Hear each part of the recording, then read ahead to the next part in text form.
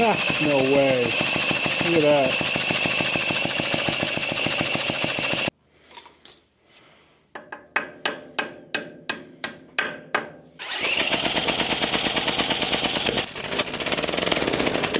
It's time to get back to the little David Bradley. I've got the engine removed as well as the fuel tank. I let the fuel tank sit in my parts cleaner for a little bit with solvent in it so I could check and make sure it wasn't leaking. I didn't see anything leaking. It's pretty rusty, but I'm going to go with it. The fuel valve that goes on the bottom has a really nice filter and sediment bowl in it, so I'm not too concerned about the rust getting down into the engine and the carburetor. This is the pile of parts that I've got for it. Some spark plug wire, some cable, the inner wire, and the sheathing. Got a new fuel valve. It just screws onto the bottom of the tank there. I've got a carburetor kit. This is new old stock. A drive belt. I don't know for sure that we're going to use that, but we'll find out later. The clutch on the transmission. The transmission works, I know, because when you roll it around, it turns the pulley, the input pulley. But the clutch is all locked up, and nobody makes clutch discs for it. So I may figure out some other method, leave that clutch stuck, and just use some kind of a belt drive or something. Anyway, and then we've got a full gasket kit for the engine. I've got my ultrasonic cleaner warmed up. So first thing I want to do is take that carb apart and get it in the ultrasonic cleaner to get cooking. Let's see how well she comes apart.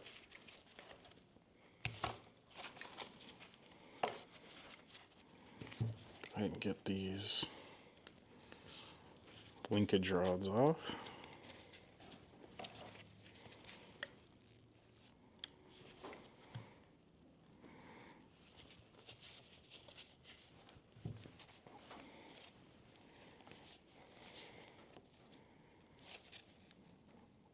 Oh yeah, the choke shaft is pretty well stuck.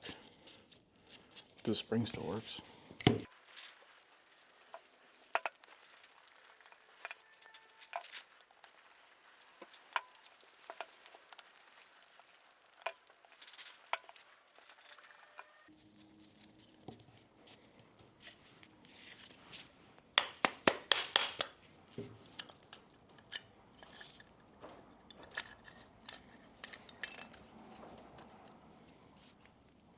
Oh, that looks really clean, actually. It looks super clean.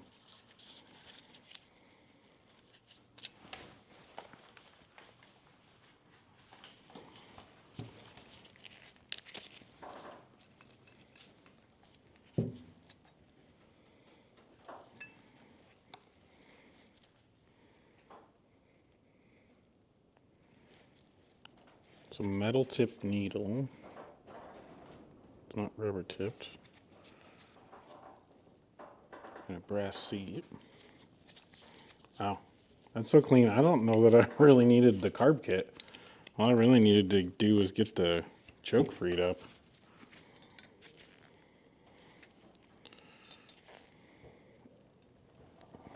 Ooh, that's pretty sticky. That's the main jet adjustment.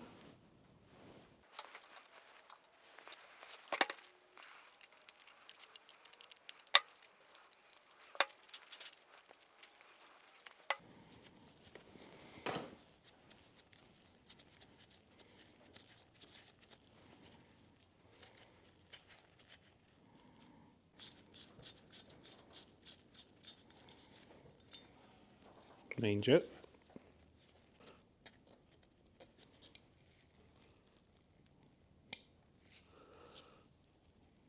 Got a Venturi tube here that has a gasket under it, but oh, I was gonna say I don't want to break it.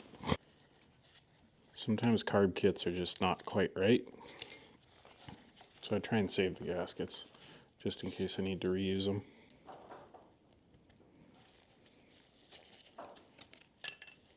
You could probably reuse that if you had to.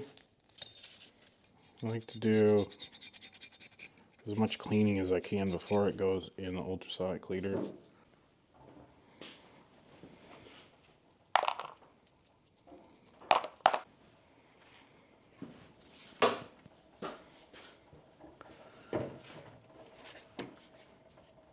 Just got simple green in here. It's a pretty heavy mixture. It's about 50-50 simple green and water. I've got it heated up. This aluminum on these carburetors, it'll get eaten up pretty good if you use a degreaser, like Purple Power, Super Clean, or something like that. Simple Green doesn't do it quite so bad, but it's a little bit more effective than like dish soap. So what I use in here depends on what I'm cleaning. If I've got something super gunky, I'll just use degreaser. But if it's relatively clean, then I'd prefer Simple Green because it's just not as harsh. In the bath we go. Turn on the buzzer for a while. It's super loud, so I'll probably let that run for about half an hour.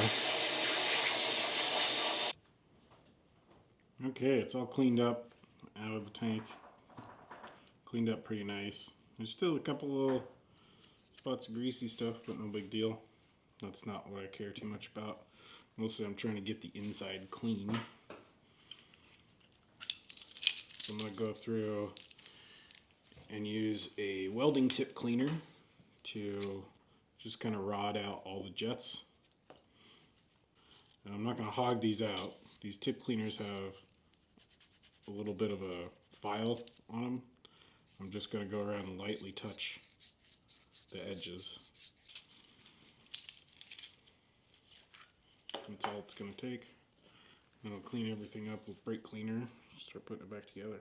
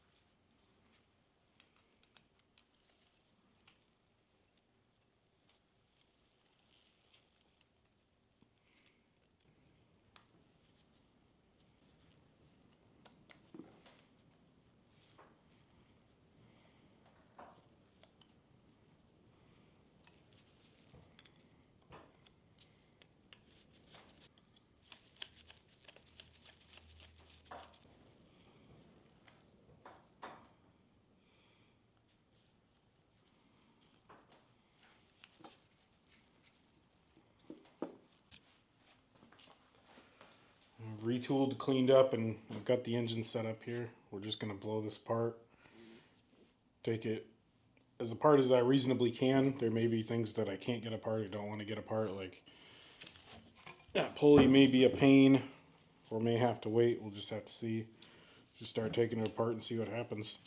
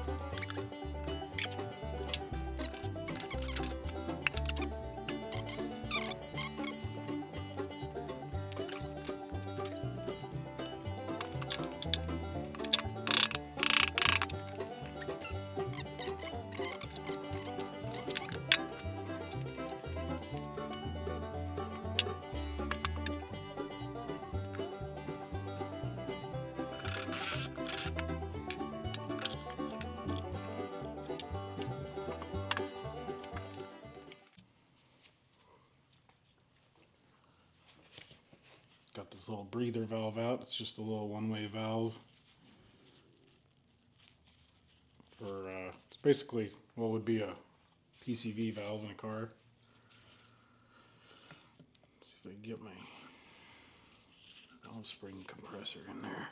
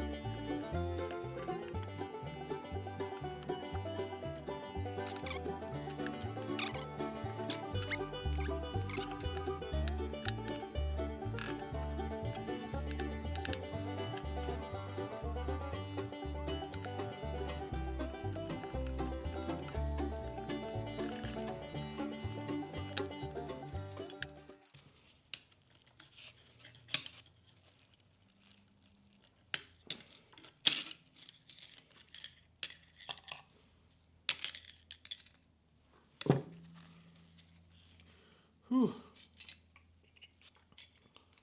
There we go. Valves and valve springs out. That's kind of a pain.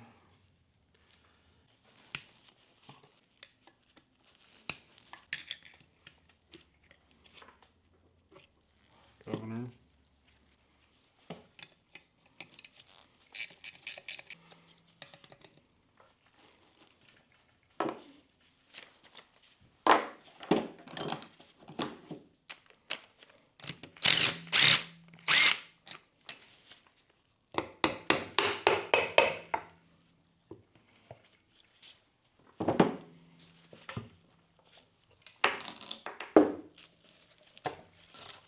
There's the crankcase part. Time to deal with the part that I've been avoiding since I started this project.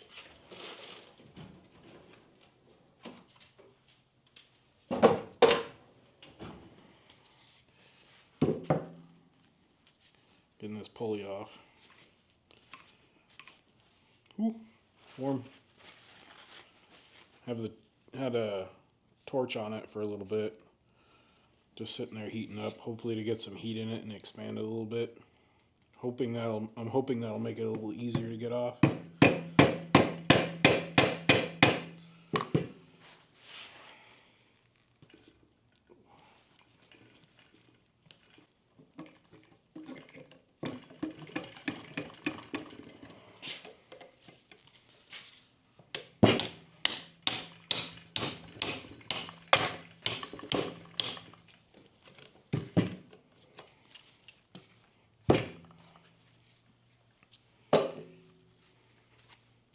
We'll just leave that in there. I don't have any pullers here at home, and I forgot to bring one from work, so I've got to try to get that pulley off with the air hammer. I'd like to use a pickle fork, a ball joint separator, put behind it.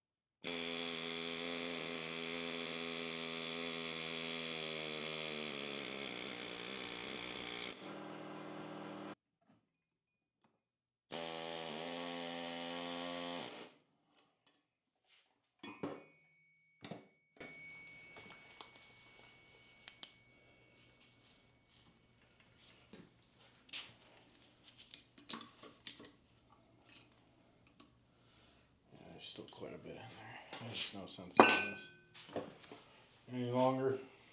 I'm gonna have to try and remember to bring a puller home tomorrow. Way around it. Oh well.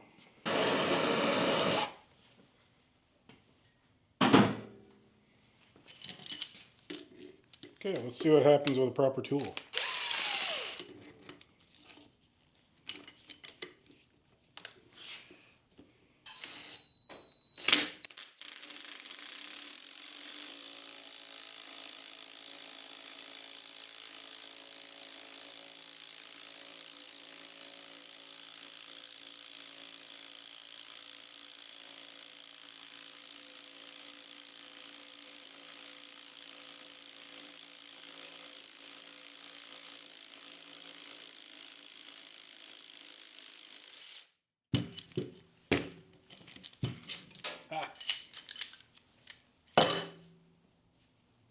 Go figure, if you use the right tool, it actually works.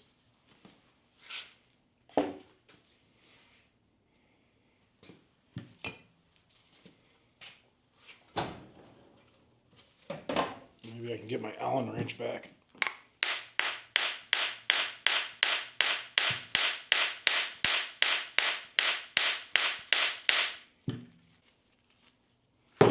Jeez.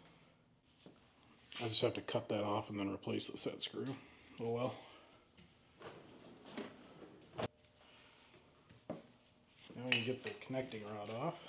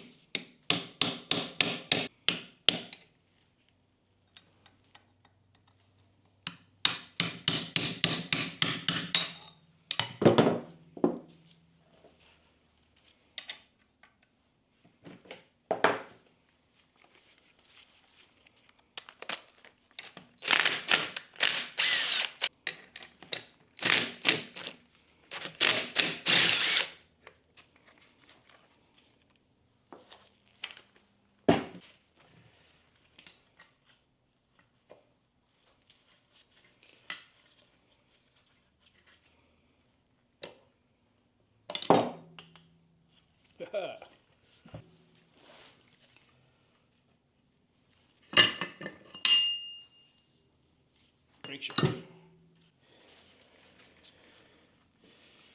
Here's the cylinder. It's definitely got some wear on it. Looks like it's been eating dirt, but it's going to be fine for what we're doing here. I don't see any big problems. I think the major issue was just the valve sealing. You can see the seat on the exhaust valve is pretty rough. So there's no way that was sealing very well.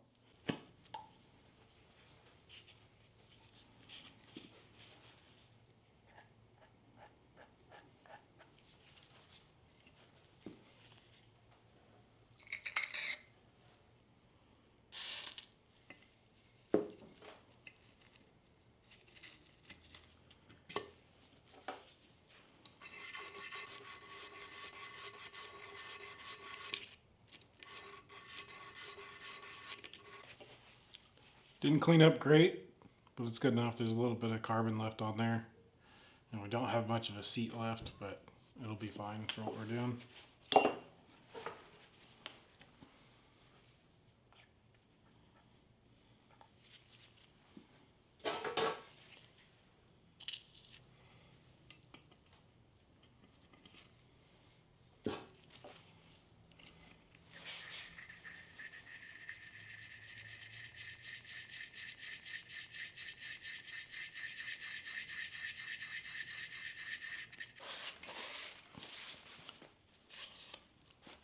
I'm going to get the cylinder honed, all the gasket surfaces cleaned up, and all the grease and oil cleaned off of everything, and then I'll bring you back when I'm doing the reassembly. Okay, I've got everything here cleaned up. The cylinder's honed. Looks good enough. Everything's all clean. least as clean as it's gonna get. It's not perfect. There's still some dirt stuck in little areas and stuff. But I'm not restoring this thing right now, so it's as clean as it's gonna get for now. So I'm gonna start putting everything back together. I'm gonna start with the valves, because I think that's gonna be the most difficult part, is getting the valve springs and retainers back in. So we'll get started on that.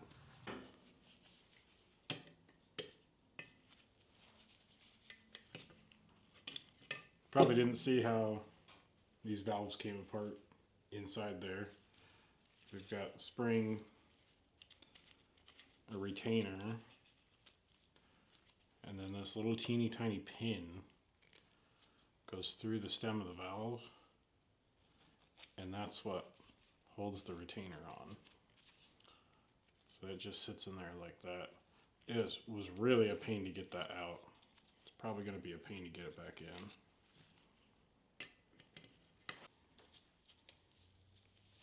This is a little valve spring compressor specifically made for these Briggs L-head engines. It's actually a Briggs and Stratton part. The idea is that it can just reach in there. It works. It doesn't work awesome, but it's the best option I've got.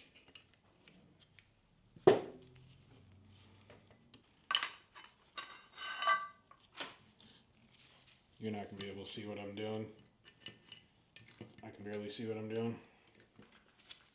I think I want to put the retainer and the spring in together. Squish them both.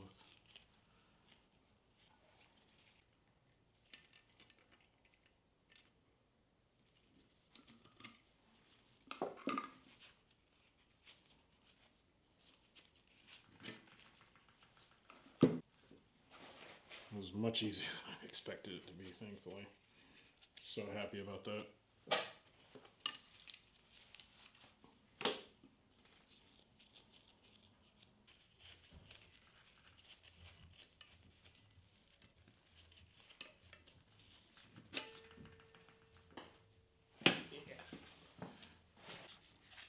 This is what's going on in there. There's the intake valve moving, exhaust valve moving. I'm just reaching in and spinning the camshaft.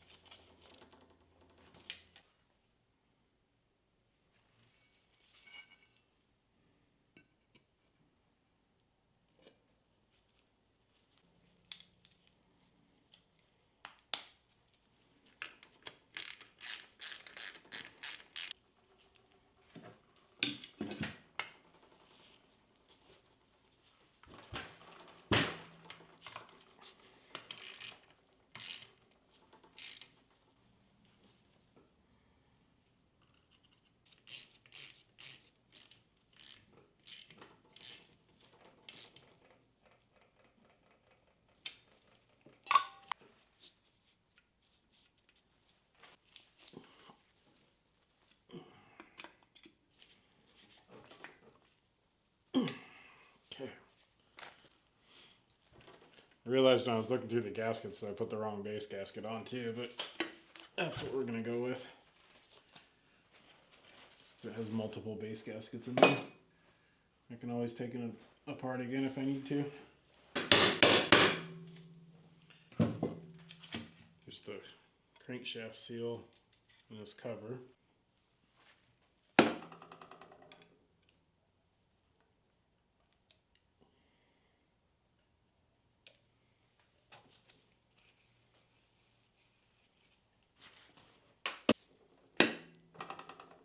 So this cover is what sets the crankshaft end play.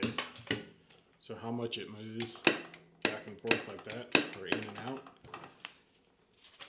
So they have multiple different thicknesses of gaskets for it. I'm just going to slide that on and kind of hold it and see if we have any end play there.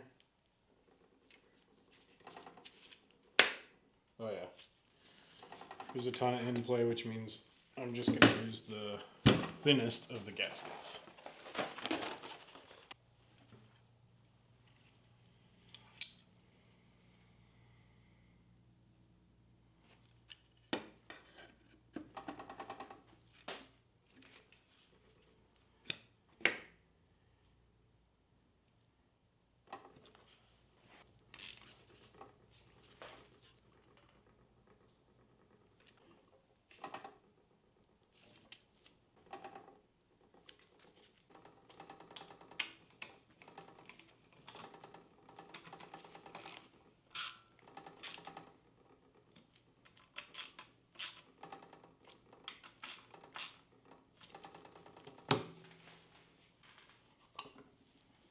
Definitely want that thinner.